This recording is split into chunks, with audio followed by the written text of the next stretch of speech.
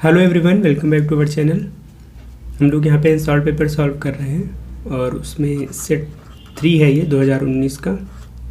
ठीक है, 2019 का सेट 3 है। 2020 के कर चुके हैं और 2019 के भी 2 सेट हो चुके हैं। अगर आपने उनको नहीं देखा है तो आप देख सकते हैं। चलो फिर स्टार्ट करते हैं। पहला क्वेश्चन है, the old man said comma inverted comma the sun rises in the east every day. ठीक है, इसको इनडायरेक्ट फॉर्म में चेंज करना है। तो सबसे पहले देखेंगे कि ये जो सेड है ये किस में चेंज होगा। सेड टू होता तो टोल्ड हो जाता, यहाँ पे ये सेड दैट हो जाएगा। और आगे जो इन्वर्टेड कामा के अंदर वाला पार्ट लिखा हुआ है ये एक यूनिवर्सल ट्रूथ है ना, जो हमेशा ऐसा होता है। हम इसको चेंज नहीं करेंगे और ये पूरा ऐसे ही रहेगा। तो क्या बन जाएगा पूरा sentence, the old man said that the old man said that the sun rises in the east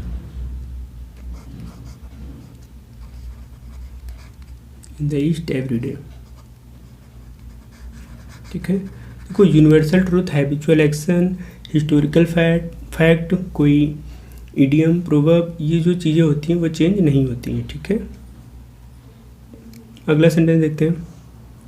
लिखा है, the teacher said to the students why have you not completed your work today. ठीक है, तो ये हमारा interrogative sentence है, question mark लगाए दिख रहा है। अब हमें इसको चेंज करना है। तो जो इंटरोगेटिव सेंटेंस होता है उसमें जो सेड टू होता है, ठीक है, सेड टू चेंज होता है आस्क्ड में। तो बनाना स्टार्ट करेंगे। The teacher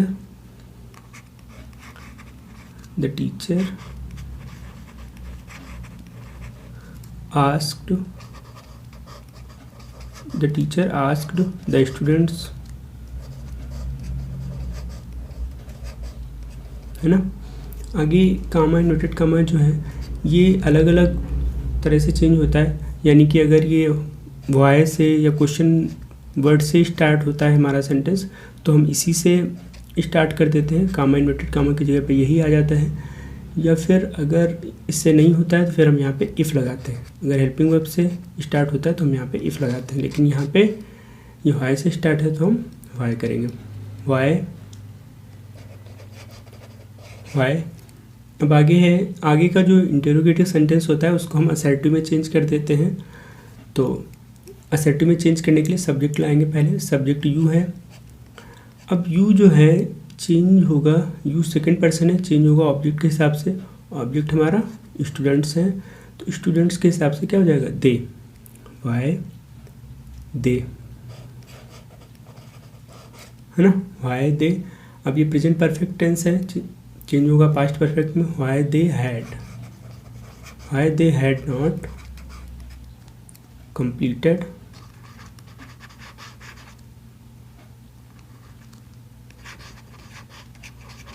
why they had not completed। अब देखो ये यू का पॉजिटिव केस लिखा है योर, है ना। सब्जेक्टिव और ऑब्जेक्टिव केस यू का यू ही रहता है, पॉजिटिव केस योर होता है, पॉजिटिव एडजेक्टिव जिसको कहते हो, है ना। तो योर ये भी चेंज होगा स्टूडेंट के हिसाब से। और स्टूडेंट के हिसाब से अगर दे आ रहा है तो दे का पॉजिटिव एडजेक्टिव क्या होगा, देयर, है ना। Why they had not completed there, why they had not completed their work today का हो जाएगा दैट डे। ठीक, और यहाँ पे फुल स्टॉप लग जाएगा। आगे होगा सेंटेंस समझ में। चलो आगे बढ़ते हैं। आगे कंबाइन करना है।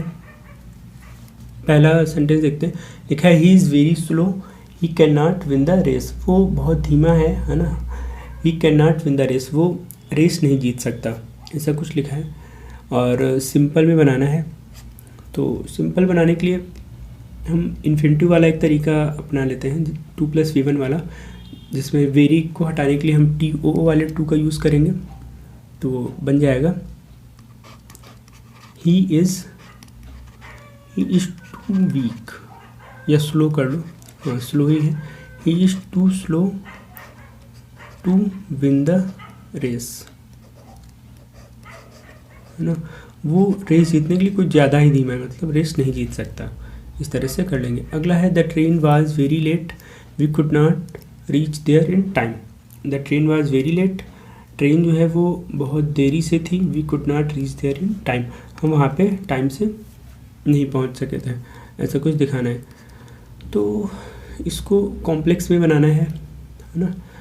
कॉम्प्लेक्स बनाने के भी कई तरीके होते हैं अलग अलग। उसी में एक होता है आपका एडवर्ब क्लास वाला, है ना, जहाँ पे कुछ कंजक्शंस को जोड़ के हम एडवर्ब क्लास बना लेते हैं। अब कंजक्शंस भी कई तरह के होते हैं, है ना, कुछ कंट्रास्ट दिखाने वाले, कुछ रिजल्ट बताने वाले, कुछ मैनर दिखाने वाले, कुछ पर्पस दिखाने वाले, है ना।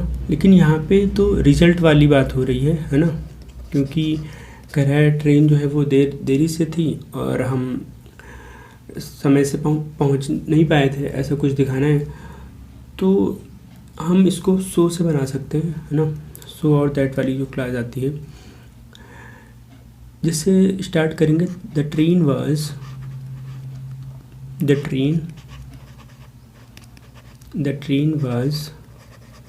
So let, the train was so let that we could not reach the station, reach there है ना, reach there we could not reach there in time, है ना, ऐसे हो जाएगा। ठीक, देखो यहाँ पे ये जो दैट से आगे पूरी क्लास जुड़ी है, यही हमारी पूरी एडवर्ब क्लास हो जाएगी, है ना। तो आ गया होगा समझ में, बन गया हमारा इस तरह से कॉम्प्लेक्स है। चलो आगे बढ़ते हैं। आगे ट्रांसफॉर्म करना है। पहला सेंटेंस है हु टीचेज यू इंग्लिश, आपको इंग्लिश कौन पढ़ाता है, पैसिव में चेंज करना है।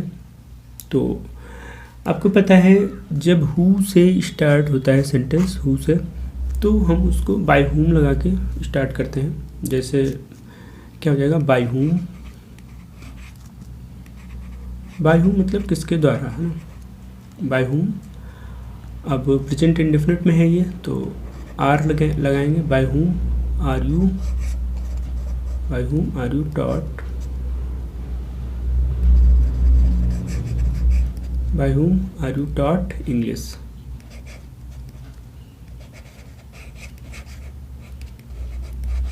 ठीक, इस तरह से हो जाएगा। अगला है no other flower is so sweet as the rose, इसको सुपरलेटिव में करना है। तो सुपरलेटिव के लिए बना लेंगे द रोज,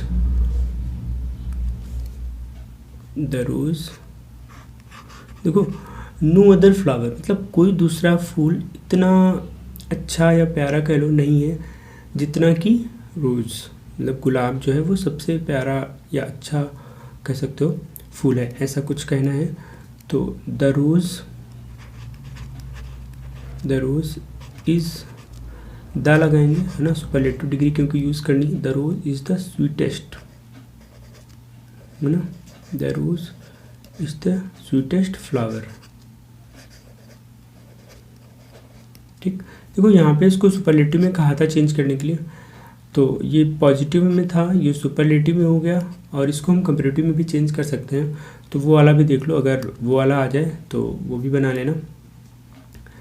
ये पॉजिटिव में था, ये सुपरलेटिव में हो गया। अब कंपैरेटिव भी देख लो, रोज इज,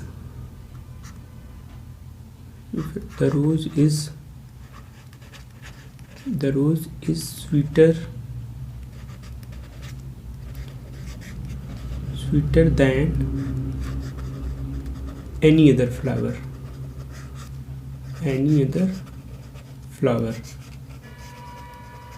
ये इसलिए देख लिया क्योंकि हो सकता है ये वाला अगली बार एग्ज़ाम में आप क्या है और कंपैरेटिव बनाना हो, तो ये भी समझ लीजिए। तो ये हो गया कंपेरेटिव में। The rose is sweeter than any other flower, यानी कि जो गुलाब है वो किसी भी दूसरे फूल से ज़्यादा अच्छा है ना, इस तरह से कुछ कहना है। चलो आगे बढ़ते हैं, आगे करेक्ट करना है। तो पहला सेंटेंस देखते हैं, लिखा है I prefer a pen than a pencil. आपको पता है प्रेफर और प्रेफरेबल के साथ में हम देन का यूज़ नहीं कर सकते हैं, है ना। हम देन की जगह पे टू लगाते हैं, टू, टी ओ वाला टू, तो सही हो जाएगा I prefer a pen to a pencil. Than गलत है, इसकी जगह पे टू करेंगे, ठीक है। प्रेफर और प्रेफरेबल के साथ में टू लगाते हैं, ठीक। अगला है mathematics are not an easy subject. देखो कुछ वर्ड्स ऐसे होते हैं जो दिखते प्लूरल हैं। दिखते प्लूरल का मतलब ये है कि देखो कोई भी वर्ड जब उसमें एस लग जाता है, जैसे बॉय लिखा है ना, फिर बॉयज़ हो गया, है ना। की लिखा है, कीज़ हो गया, गर्ल गर्ल्स, है ना। तो मतलब सोचा ये जाता है कि अगर एस लग जाता है तो हम प्लूरल मानने लग जाते हैं उसको, है ना, लेकिन ये हर जगह नहीं होता है। उसी तरह मैथमेटिक्स जो लिखा हुआ है ये सब्जेक्ट है ना, और एस लग जाने से ये मतलब नहीं है कि ये प्लूरल है ना। तो मैथमेटिक्स ठीक लिखा है, हम यहाँ पे आर नहीं इज़ करेंगे, आर की जगह पे इज़ करेंगे। Mathematics is not an easy subject. देखो यहाँ पे कई बार फिजिक्स, सिविक्स, इकोनॉमिक्स, है ना, इस तरह के वर्ड्स आते हैं। कुछ गेम्स भी होते हैं, है ना, जैसे बिलियर्ड्स, उनमें ऑलरेडी एस लगा ही होता है पहले से, तो हम ये नहीं समझेंगे कि एस लगा है तो ये प्लूरल है और इसके साथ हम प्लूरल वर्ब यूज़ करें, है ना। तो यहाँ पे मैथमेटिक्स इज़ हो जाएगा, आर की जगह पे इज़ हो जाएगा और बाकी सही है। अगला है he has been suffering from fever since 3 days। ये हमारा प्रेजेंट परफेक्ट कंटिन्यूअस है। कह रहा है he has been suffering from fever, वो बीमार है बुखार से कितने दिनों से, 3 दिनों से, तो 3 days, सिंस 3 days। देखो आपको पता है 2 तरह का टाइम होता है परफेक्ट कंटिन्यूअस में, एक होता है पीरियड ऑफ टाइम,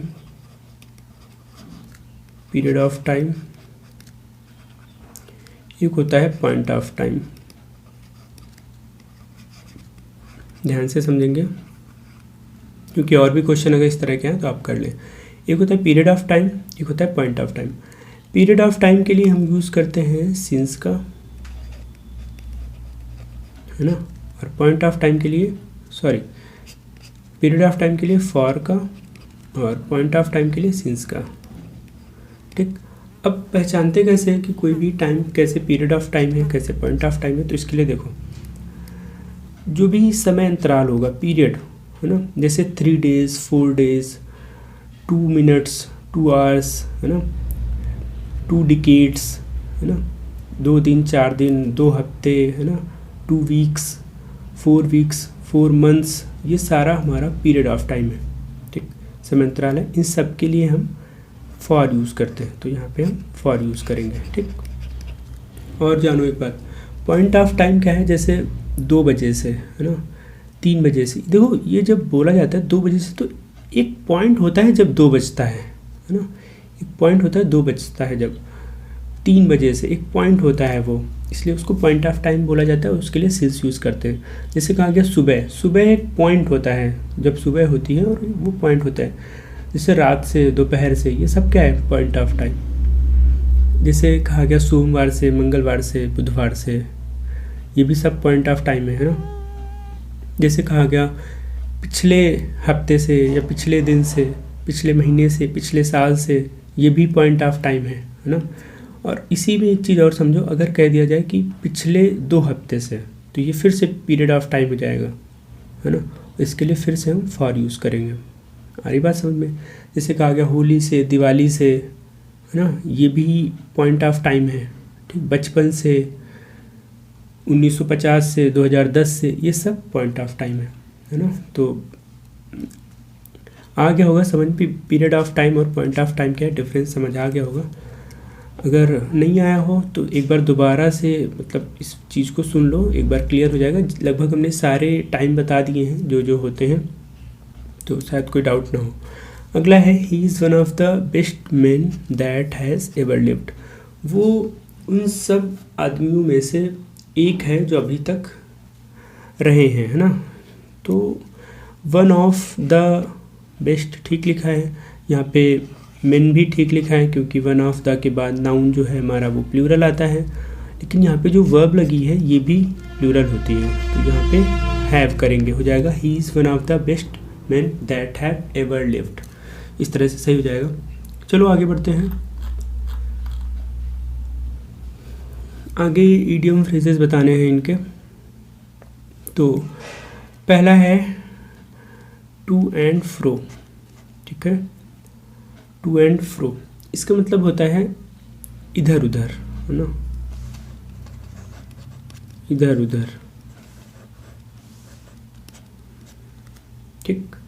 अब इधर उधर इससे सेंटेंस बना लेते हैं। जैसे इधर उधर बैकवर्ड फॉरवर्ड इंग्लिश में कह सकते हैं, तो इससे सेंटेंस बनाएंगे। जैसे कहा गया my friend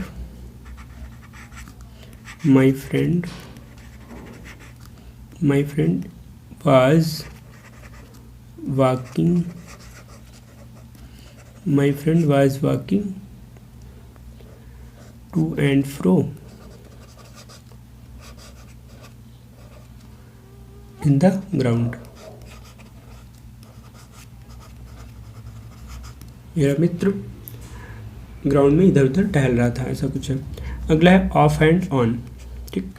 of and on मतलब फ्रॉम टाइम टू टाइम, या फिर कह लो कभी कभी, है ना, कभी कभी इसका मतलब होता है। तो इससे सेंटेंस बना लेते हैं। देखो सेंटेंस बना के लिखना ज़रूरी होता है, हम बार बार एक चीज़ बताते हैं तो आप एग्ज़ाम में भी सेंटेंस बना के ही लिखेंगे। जैसे कहा गया it rained on end of all day, है ना, पूरे दिन कभी कभी बारिश हुई थी, ऐसा कुछ दिखाना है। अगला है बैग एंड बैगेज। इसका मतलब होता है विद ऑल बिलोंगिंग्स, मतलब एक तरह से कह लो बिस्तर बोरिए के साथ, हिंदी में जिसको कहा जाता है, मतलब सारे सामान के साथ जो भी आपका है उस सब के साथ, है ना। तो इससे रिलेटेड सेंटेंस बना देते हैं। इसे कहा गया my friend my brother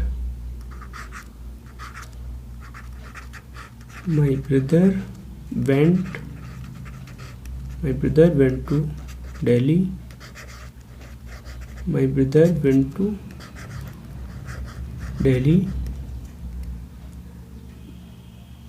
bag and baggage. देखो एक चीज़ और यहाँ पे सीख लो साथ में, कभी कभी एग्ज़ाम में क्वेश्चन आता है करेक्ट करने के लिए, है ना, जो अभी पहले किए एरर वाला क्वेश्चन, उसमें क्या आता है, यहाँ पे लिख देगा विद, यहाँ पे बीच में विद लिख देता है। जैसे सेंटेंस रहेगा my brother went to Delhi, लिख देगा विद बैग एंड बैगेज। तो आपको थोड़ा सा समझना है, बैग एंड बैगेज का मतलब ही होता है बिस्तर बोरिए के साथ, मतलब जो भी चीज़ें हैं उन सब के साथ, विद ऑल बिलोंगिंग्स, उसका मतलब उसमें ऑलरेडी विद छिपा हुआ है, एक तरह से कह सकते हो। तो फिर हम अलग से विद नहीं लगाते हैं, ठीक है, इसलिए हम यहाँ पे भी अलग से विद नहीं लगाएंगे। और अगर आपको कहीं पे विद दिख रहा है इसके साथ तो हम उसको गलत करेंगे, ठीक है। चलो अगला देखते हैं, अ व्हाइट एलिफेंट। अगला लिखा है अ व्हाइट एलिफेंट, इससे रिलेटेड सेंटेंस बना लेते हैं। पहले इसका मतलब हाँ देख लेते हैं। अब वाइट एलिफेंट मतलब होता है बहुत ही खर्चीला लेकिन कम महत्व वाला, है ना, मतलब वेरी एक्सपेंसिव कह सकते हो, लेकिन मतलब जो है उसका महत्व है वो बहुत कम हो, तो ये होता है बहुत खर्चीला लेकिन कम महत्व वाला।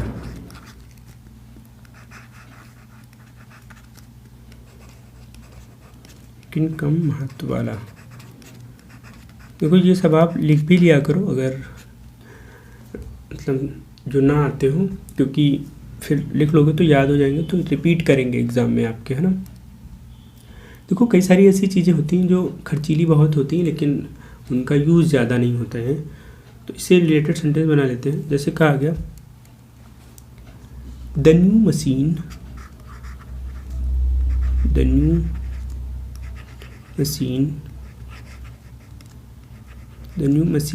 इज़ a white elephant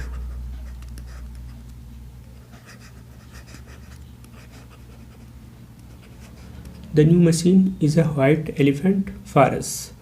मान लो कोई कंपनी में कोई नई मशीन आई है ना, उसका बहुत कम यूज़ है, तो ऐसा किसी ने कहा the new machine is a white elephant for us. ये जो नई मशीन है वो बहुत खर्चीली और कम महत्व वाली है हमारे लिए, है ना। अगला है to build castles in the air. इसका मतलब होता है हवाई किले बनाना, है ना।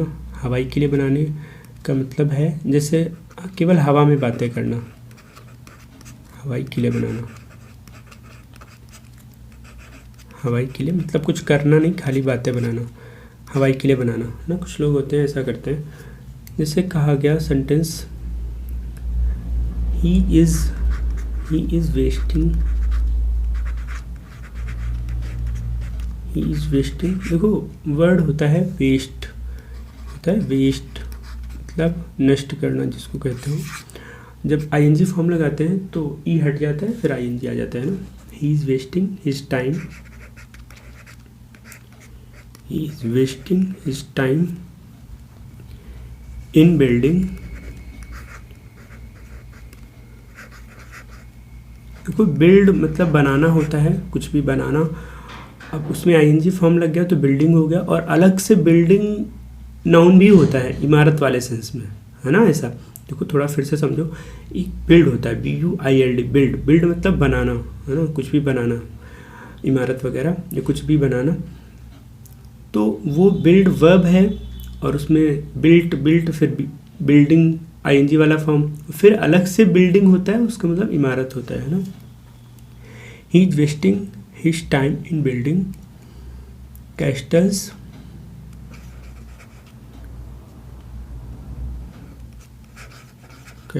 इन द एयर। ठीक, इस तरह से हो जाएगा। चलो फिर आगे देखते हैं। एंटोनिम लिखने हैं। पहला है प्रीसियस मतलब को पता होगा, सुन रखा होगा काफ़ी। इसका मतलब होता है कीमती, है ना, कीमती, है ना, वैल्यूएबल जिसको कहते हो। तो एंटोनिम लिखना है।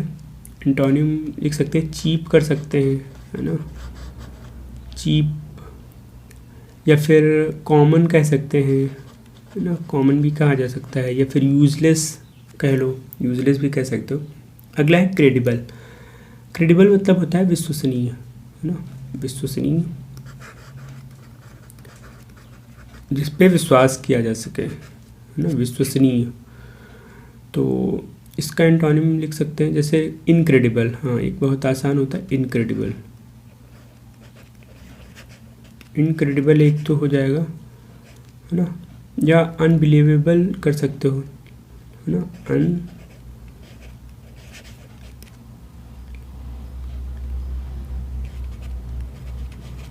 अनबिलीवेबल। अगला है ऑनर देखो ये जो ऑनर वर्ड है ये हमारा नाउन भी होता है और वर्ब भी होती है। ऑनर मतलब सम्मान होता है, सम्मान भी होता है, सम्मान करना भी होता है। तो इसके लिए हम वर्ड यूज़ कर सकते हैं एंटोनिम में डिसऑनर, है ना, डिसऑनर, या फिर सेम यूज़ कर सकते हैं। ठीक, चलो आगे देखते हैं। आगे सिनोनिम लिखने हैं तो इसको चलो रफ कर लेते हैं।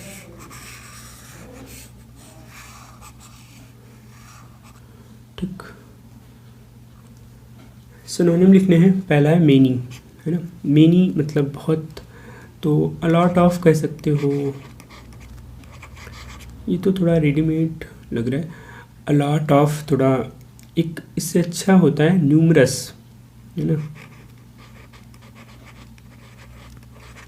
न्यूमरस इसका मतलब भी होता है बहुत ज़्यादा, काफ़ी। अगला है लीगल के लिए देखो एक चीज़ और ध्यान रखना, सिनोनिम कब लिखने हैं, कब एंटोनिम लिखने हैं, इस बात का ध्यान जरूर रखना है ना। ऐसा नहीं लीगल देखा इलीगल कर दिया, है ना। सिनोनिम लिख रहे हो तो फिर लीगल का सिनोनिम ही लिखना पड़ेगा, है ना। तो रटा रटाया पैटर्न हर समय काम नहीं आता है ना। तो लीगल मतलब होता है कानूनी, तो इसके लिए वर्ड यूज़ कर सकते हैं ऑथराइज्ड, है ना, सुना होगा। ऑथराइज्ड जिसे कहते हैं ये कंपनी ऑथराइज्ड है ना, कानूनी टाइप की। अगला है सॉरो। सॉरो दुख कहते हो जिसको, है ना। इसके लिए वर्ड कह सकते हो ग्रीफ, है ना, ग्रीफ यूज़ कर सकते हो, या फिर रिग्रेट यूज़ कर सकते हो, सैडनेस यूज़ कर सकते हो। देखो कुछ वर्ड्स ऐसे होते हैं जिनके ढेर सारे सिनोनिम्स होते हैं, कुछ के कम होते हैं, तो आपको लिखना वहाँ पे एक ही है फ़िलहाल। चलो आगे बढ़ते हैं। अगर आपको ज़्यादा पता हो तो ज़्यादा भी लिख सकते हैं। अगला है one who is all powerful, मतलब जो सर्व, एक तरह से कह लो जो जिसके पास सारी पावर्स हों, ना। जैसे एक हिंदी में होता है सर्वशक्तिमान, हिंदी जिसको कहते हो वो, है ना। तो उसके लिए वर्ड होता है ओमनीपोटेंट। एक होता है सर्वव्यापी, एक होता है सर्वशक्तिमान, है ना। वो ओमनी प्रेजेंट होता है जो सर्वव्यापी होता है, ये ओमनीपोटेंट। ठीक, ओमनीपोटेंट। अगला है the life history of a man written by himself. किसी की लाइफ हिस्ट्री जो उसी के द्वारा लिखी गई हो, तो जिसको हिंदी में आत्मकथा कहते हो, है ना, ऑटोबायोग्राफी। ऑटोबायोग्राफी, ठीक, इस तरह से हो जाएगा। अगला है one who has great love for one's country. जो अपने देश से बहुत ज़्यादा प्यार करता हो, जिसके अंदर बहुत ज़्यादा प्यार हो अपने देश के लिए, तो इसके लिए हम पैट्रियट यूज़ कर सकते हैं, देशभक्त वाले फॉर्म में। चलो फिर आगे देखते हैं। आगे एक जैसे दिखने वाले वर्ड्स हैं जिनका मतलब अलग होता है, तो हमें वो देखने हैं। ब्रेक और ब्रेक, है ना। ये ब्रेक, इसका ब्रेक का मतलब होता है तोड़ना। एक तो वर्ब वाले फॉर्म में, मतलब जो वर्ब होती है तोड़ना हो जाएगा, है ना। एक और होता है ब्रेक, जैसे कहते हो कि मुझे ब्रेक चाहिए, है ना, हमें ब्रेक चाहिए, छुट्टी, अवकाश, उस वाले सेंस में भी ब्रेक का यूज़ होता है। जैसे कहते हो लंच ब्रेक, है ना, इस तरह से। तो एक तो तोड़ना वर्ब वाले सेंस में हो जाएगा और एक नाउन वाले फॉर्म में। जैसे एक तोड़ने वाले से बना लेते हैं, जैसे कहा गया he broke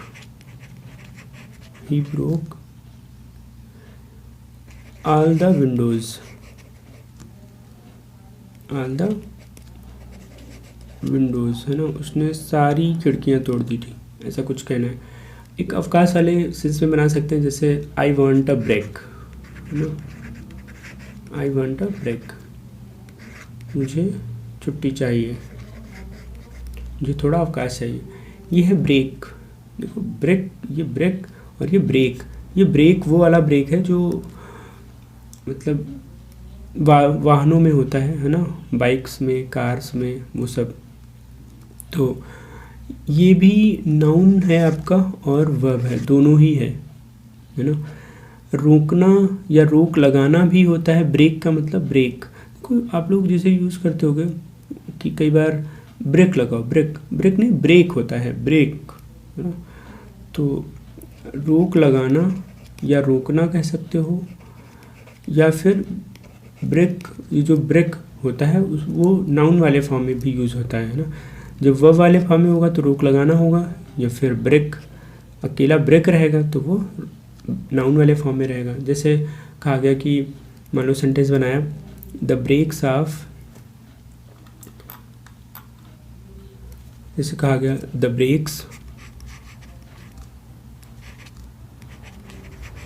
breaks of my car,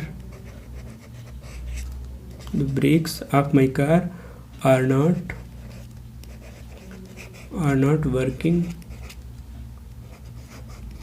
are not working properly,